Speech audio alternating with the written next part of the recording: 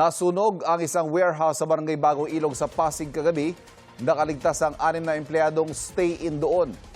Ang mga detalye sa unang balita live ni James Agustin. James. Ivan, bago mag-alas 4 ng umaga nang tuluyang naapula yung sunog na sumiklab sa isang warehouse dito sa Pasig City. Inaalam pa ng Bureau of Fire Protection yung posibleng sanhi ng apoy at kung saang bahagi ng warehouse ito nagsimula.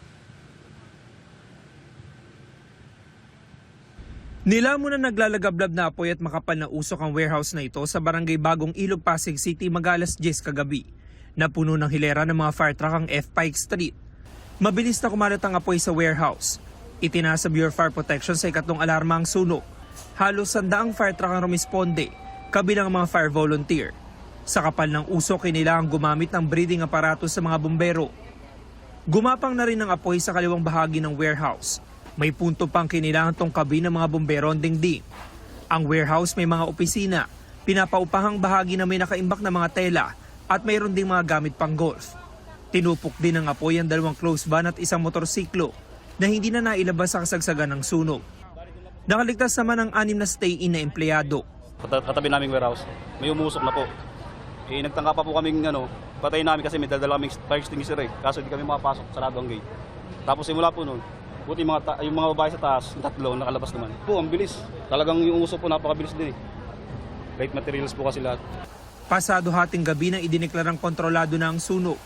Ayon sa BFP, wala namang naging problema sa supply ng tubig dahil may malapit na 2 hydrant sa lugar.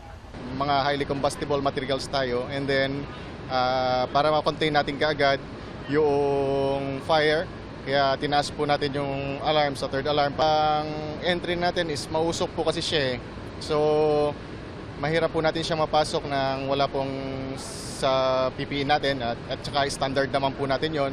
Pagka po magre-respond tayo sa fire, meron po tayong self-contained breathing apparatus. Nangangalap pa ng mga karagdagang detalye ang mga arson investigator para matukoy kung saan nagsimula ang apoy. Tungkol po sa origin at saka sa possible cause of fire is still under investigation po. Walang nasugatan sa insidente. Inaalam pa ang kabuang halaga ng pinsala.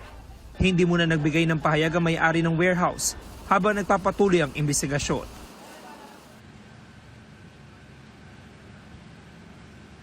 Samantala, Ivan, nagsagawa ng mapping operation sa Bureau of Fire Protection. Ngayong umaga, kinordona na rin itong area kung saan niya nasunog yung warehouse. At ngayong umaga, mas kita natin yung lawak ng pinsala, hindi lamang doon sa laman nitong warehouse, maging doon sa ilang parte ng struktura nito, gaya na lamang doon sa bubong na bumigay sa kasagsagan ng sunog kagabi. Yan muna yung latest mula po rito sa Pasig City. James Agustin para sa GMA News.